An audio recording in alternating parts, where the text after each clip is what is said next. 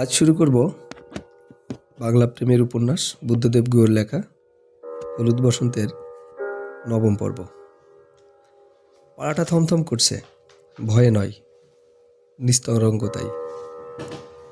মিষ্টি মিষ্টি রোদে পাশের বাড়ির বউ চান করে দোতলার বারান্দায় বেতের চেয়ারে বসে ম্যাগাজিন দেখছে। কর্তা অফিস থেকে ফিরবেন, সেই অপেক্ষা নিশ্চয়ই অপেক্ষামান। আজ শনিবার, নিশ্চয়ই দুপুরে বাড়ি ফিরে লাঞ্চ করবেন। ভালো ভালো পদ রান্না হয়েছে। আজকে কর্তা রিলিজ করে কিছু খাবেন, তারপর হয়তো কর্তা গিন্নি সিনেমায় যাবেন। বড় সাহেব হলে টার্ক ক্লাবে কি গল্ফ ক্লাবেও যেতে পারেন, নইলে অনেক কিছু করবেন, ভাবনীয় বা অভাবনীয়। এমন সময় নয়না ঘরে ঢুকলো।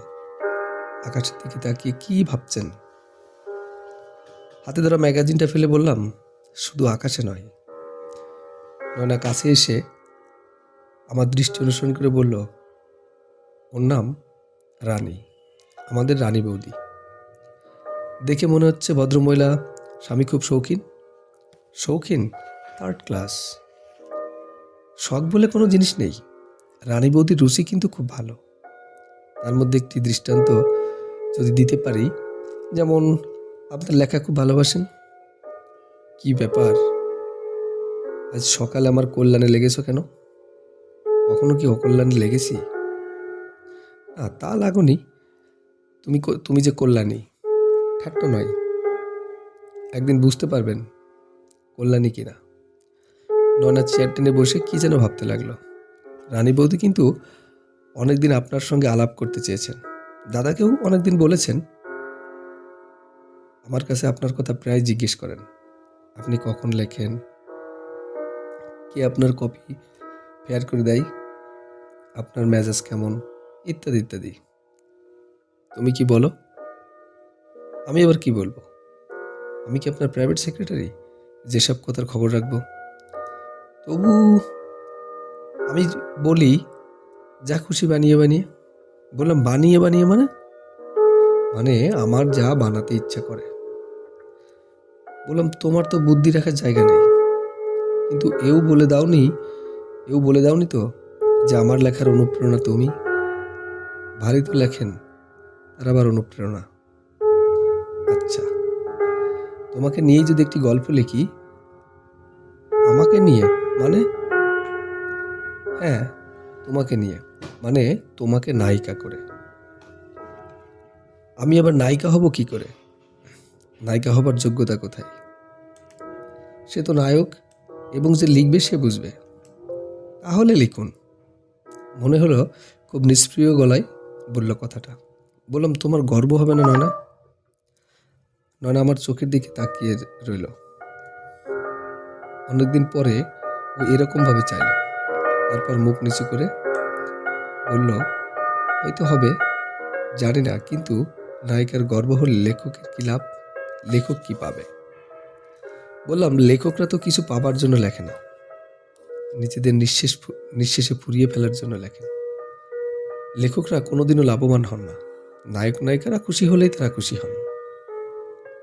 নয়না বলল, আমি অত জানি না, তবে আমার ভাবতেই মজা লাগে নায়িকাকে কিন্তু আমার চেয়ে সুন্দর করে আঁকবেন, আর যিনি ছবি আঁকবেন তাকেও বলে দিবেন নায়িকা যেন দারুণ দেখতে হয়। বললাম, তোমার চেয়ে ভালো আমার দরকার নেই, হুবহু তোমার মতো আঁকতে বলবো। কিছুক্ষণ চুপ করে থাকলাম। নয়না বলল, সত্যি সত্যি আমাকে নিয়ে গল্প লিখবেন? বললাম, সত্যি সত্যি।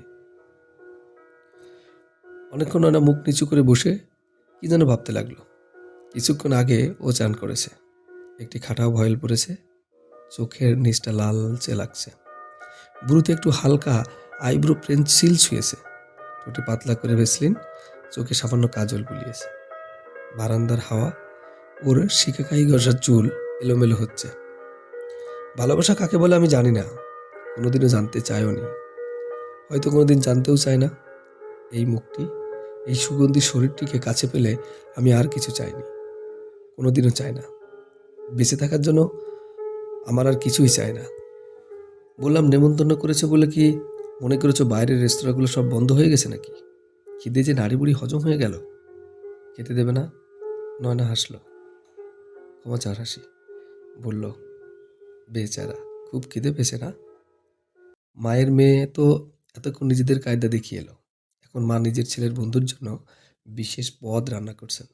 আর একটু ধৈর্য ধরুন। বুড়ো মানুষ তো, মনে কষ্ট দিতে নেই। শখ করে রাখছেন। বললাম, মেয়েকে শিক্ষা তো খুব চমৎকার বানিয়েছেন মাসিমা। দেবদ্বিজকে ভক্তি করবে, বৃদ্ধের মনে ব্যথা দেবে না।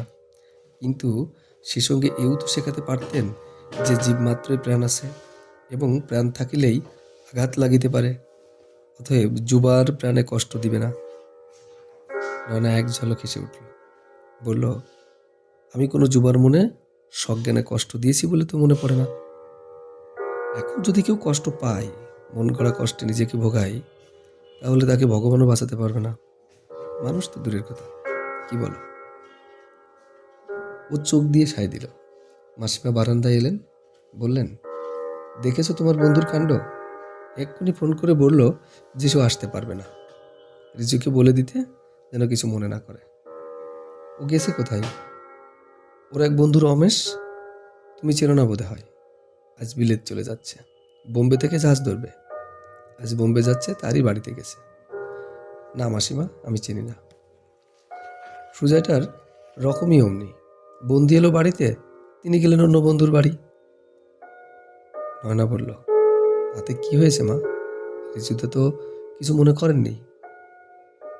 মাসিমা বললেন, রিজু মনে করুক বা না করুক, ও আসবেই না কেন? চলুন চলুন মাসিমা, ভীষণ খিদে পেয়েছে। চলো বাবা। নয়না নয়নাদের খাবার ঘরটি আমার ভারী ভাল লাগে, এমনকি বসবাসের ঘরের চেয়েও ভাল লাগে। সত্যি বলতে কি, যে খাবার ঘরে ঢুকেই কেবল খিদে খিদে না পাই, বেশি শান্তির সঙ্গে নিরিবিলিতে খাওয়া যায় না, সেখানে খাওয়া না খাওয়া সমান। ঘরটি ছোট, দুটি জানলা। জানলা দিয়ে ওদের লন্ঠি চোখে পড়ে। চেরি গাছের পাতায় 4টি চড়াই চিড়বিড় করছে। বোগেনভিলার পাতায় হৈ হৈ করছে। ঘরের দেওয়ালে একটি স্টিল লাইফ, তেল রঙা কাজ। এক করে ছোট্ট একটি রেফ্রিজারেটরে ফিসফিস করে কি যেন বলে চলেছে। একপাশে একটি মানানসই কাবার্ড, তাতে সিনে ক্রোকারি, একদলে নয়নার একটি ফ্রক পরা বেনি ঝোলানো ফটো। ছোটবেলায় নয়নার চেহারাটা এখনকার মতো ছিল না, কেমন যেন অন্যরকম ছিল। সাপের খোলস ছাড়ার মতো ও যেন পুরো শরীর ছেড়ে হঠাৎ এই নতুন সুগন্ধি শরীরে প্রবেশ করেছে। টেবিলে সুন্দর করে ফুল সাজিয়েছে নয়না, চমৎকার ম্যাটস পেতেছে। এরকম টেবিলে এরকম ঘরে বসে নুন ভাত খেলেও ভালো লাগে, তাতেই পেট ভরে যায়। অনেক সময় কি খাচ্ছি সেটাই বড় নয়, কেমন করে খাচ্ছি সেটা বড় হয়। নয়নাদের খাবার ঘরে ঢুকলে কেবল আমার তাই মনে হয়। সুজয়টার রুচি দিন দিন বিড়িওয়ালার মতো হচ্ছে। কলেজে অন্যরকম ছিল, অথচ নয়নার রুচি দিন দিন আরো সুন্দর হচ্ছে। ঠিক মনে মনে আমি যেমনটি চাই, যেমনটি কল্পনা করি। নয়না যেন আমার সব রকম চাওয়াকে সফল করবে বলেই এ জন্মে জন্মেছিল। মাসিমা চেয়ারটি টেনে দিয়ে বললেন, বসো। তারপর বললেন, নয়না ফ্রাইড রাইস আর মুরগিটা নিজে রেঁধেছে, অন্য রান্না ঠাকুরের।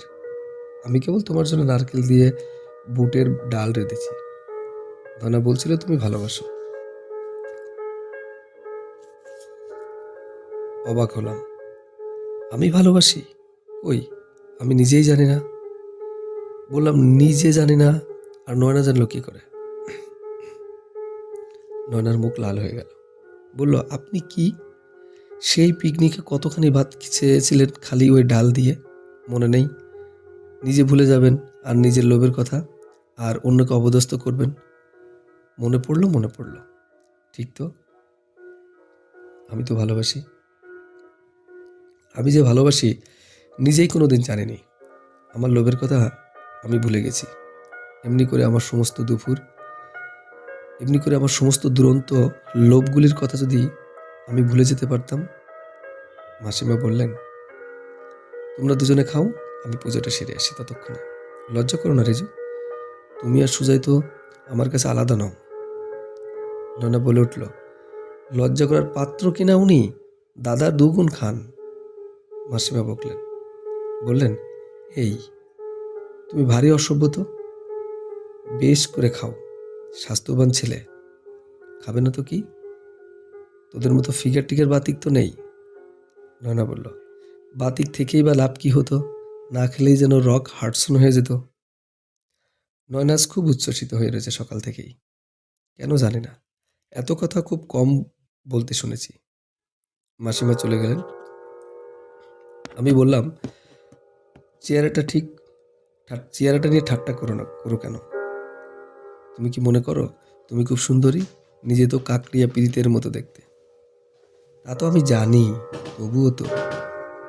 কথা বললাম না, ফ্রাইড রাইসটা জব্বর রেঁধেছে না, একেবারে পিকিং ওয়ার্ল্ড ফুড বলে চালিয়ে দেওয়া যায়। বললাম, রেস্তোরাঁ থেকে খাবার এনে নিজের বানানো বলে চালানো কি মহৎ কাজ? আমি সবই জানি। জানেন তো সবই, তবে জেনে শুনে অন্য লোকের লেখা বেমালুম টুকে নিজের বলে চালিয়ে কয়েকটি সরল বুদ্ধি মেয়ের কাছে নাম কেনার আকাঙ্ক্ষাই বুঝি খুব মহৎ? বললাম, তোমার সঙ্গে কথা বলবো না, এই লেখাটাকে নিয়ে কোনো কথা বলা যায় না। যা বোঝো না তা নিয়ে কথা বলো কেন?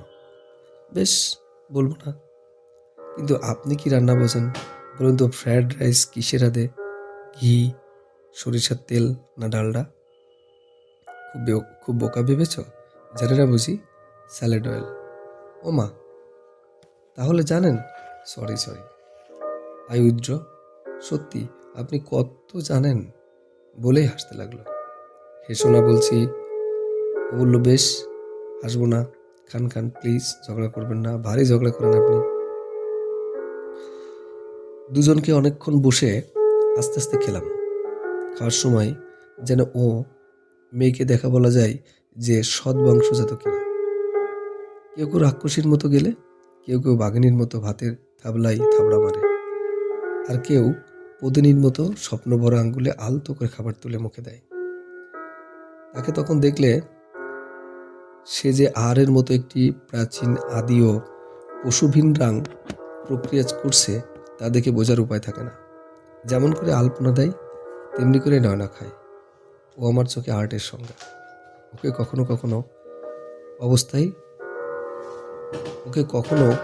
কোনো অবস্থায় হঠাৎ ঘুম ভেঙে অথবা ভীষণ ক্লান্ত অবস্থাতেও কুৎসিত দেখায় না। ওর সৌন্দর্য আমার ভালোবাসার মতো ওকে সবসময় জড়িয়ে থাকে। খাওয়া শেষ হলো। মশলা টশলা কিছু খাবেন? না, পাইপ খাবো। চলুন আমার ঘরে চলুন। দুপুরে মার কাছে মহিলা সম্মেলনী বন্ধুরা আসবেন। ও ঘরে থাকলে আপনার বিপদ আছে। কেন? বিপদ কিসের? বাবা, কি বলেন? এমন একজন এলিজিবল ব্যাচেলার, মায়ের প্রত্যেক বন্ধুর গোটা তিনেক করে উজ্জ্বল কন্যারত্ন আছে, কাজে বিপদ অনিবার্য। আর তোমার মায়ের বুঝি কোনো কন্যা নেই? আমার মায়ের মেয়ের ভার মাকে নিতে হবে না, সে নিজেই নিজের ভার বইতে পারে। পারে বুঝি? পারে না। নয়নার ঘরটি দক্ষিণ কোণা। একটি বিল ইন ওয়ার্ড্রোব, একটি চওড়া ডিভাইন, কোনায় একটি পড়ার টেবিল, একটি মোড়া এক ফালি জাফরানি রঙা মির্জাপুরিতে গালছে, আর তার উপর একটি অ্যাম্প্লিগ্রাম। দেয়ালে গোলাপ ঘোষের একটি প্যাস্টেল আঁকা স্কেচ। ডিভাইনে বসে পাইপটা ধরালাম। নয়না বলল, আপনি একটু বসুন, মায়ের খোঁজখবর নিয়ে আসি। বেচারি মার জন্য ভারী কষ্ট হয়। একা একা মানুষ থাকতে পারে? আমার বন্ধুর মায়েদের কত মজা। বাবাদের সঙ্গে সিনেমায় যান, চওড়া চওড়া কস্তা পেড়ে শাড়ি পরেন, দুর্গোৎসবে কত আনন্দ করেন। আর আমার মা কিরকম ফ্যাকাশ হয়ে থাকেন। বাবার উপর রাগ হয়। কোনো মানে হয় এমন করে মাকে ফেলে যাওয়ার? বললাম, কি করব বলো? আমার তোমার তোর কোনো হাত নেই। নয়না বলল, আমি এক্ষুনি আসছি। হ্যাঁ। নয়না চলে গেল। আমি বসে বসে অবাক হয়ে ভাবতে লাগলাম, ওইটুকু মেয়ের সকলের প্রতি কি সমবেদনা।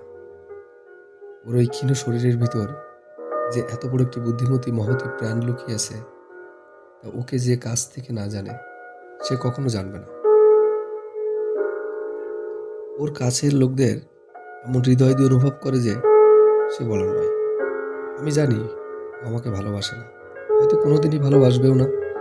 অথচ কোনোদিনও আমাকে গুণাক্ষরে জানতে দেয়নি যে আমার কোনো ভবিষ্যৎ নেই। একে ফ্লার্ট করা বলে না। একে কি বলে তাও জানি না। তবে এটুকু জানি, খুব কম মেয়ে জানে যে আত্মসম্মান অক্ষুণ্ণ রেখে নিজের চাওয়াকে আবৃত আবৃত রেখেও নিজেকে অনিঃশেষ কোনো ভিক্ষুকের হাতে তুলে দিতে হয়। হাই ভোল্টেজ তামার তারের মতো নয়না অনেক বিদ্যুৎ ভার বইতে পারে, কিন্তু ও নিজে জ্বলে যায় না। ও সেই বিদ্যুৎ বয়ে নিয়ে মনে মনে ঘরে ঘরে আলো জ্বালায়। ও আমার মন দেওয়ালি। নোংরা ভিক্ষুকের নোংরা হাতে ওর শালীনতা কুৎসিত হতে পারে যে, সে সম্ভাবনার কথাও জানে। অথচ তবু যুদ্ধক্ষেত্রে ফ্লোরেন্স নাইটিঙ্গেলের মতো ও আমার কামনাহত মনকে পবিত্রতার প্রদীপ জেলে শুশ্রূষা করে। নিজের শরীরের গেরিলা বাহিনীকেও ও অবহেলায় অগ্রাহ্য করে। কি করে ও পারে আমি জানি না, শুধু জানি যে ও পারে, একমাত্র ওই পারে। একটু পর নয়না ফিরে এলো, মোটরটার উপরে বসে বলল, সাউন্ড অফ মিউজিক দেখেছেন? গ্লোবে হচ্ছে। বললাম, যখন কলেজে পড়তাম তখন আমাদের কলেজে হলে একবার হয়েছিল, তখন দেখেছিলাম। অবশ্য অনেক দিন হয়ে গেল। সে তো পুরানো ছবি, নতুন ছবি দেখেননি? 70 মিলিমিটারের ছবি। আর কি গান, কি গান! ব্যাপারটা কি বলতো? ভালো করে মনে নেই। ব্যাপারটা গান। তারপর মোড়া ছেলে উঠে বসলো। শুনুন তবে, আমার কাছে রেকর্ড আছে, শোনাচ্ছি। লং প্লেইং রেকর্ড, অনেক গান। তার মধ্যে একটি গান আমাকে ও বিশেষ করে শুনতে বলল, বিশেষ করে কানে লাগলো। Nothing comes from nothing, nothing ever cloud, in my youth or in my childhood, I must have done something good. গান শেষ হলো। শুধু আমার চাই, এই ছবিতে অনেকগুলো বাচ্চা টাচ্চা ছিল না? জুলি অ্যান্ড্রুজ আছে। হ্যাঁ, আগে ডান ছিল, পরে 7-8টি ছেলেমেয়ের বাবা এক বদমেজাজি ক্যাপ্টেনের বাড়িতে গভর্নেন্স অ্যাপয়েন্টেড হলো। পরে সেই ক্যাপ্টেনকে সে বিয়ে করলো। মানে, হাত দিয়ে দ্বার খুলবো না গো, গান দিয়ে দ্বার খুলবো। বললাম, বলো কি, 7-8টি ছেলেমেয়ের বাবাকে সুশ্রী কুমারী মেয়ে বিয়ে করলো? আগে হ্যাঁ স্যার, পুলকিত গায়ে বললাম। তাহলে নিশ্চয়ই আমার মতো ব্যাচেলারে আরো ভালো হবো। নয়না এক সিলতে হাসলো, বলল, বলা যায় না, হয়তো ভালোও হতে পারে। তবে only if they have done something good in their youth or in the childhood.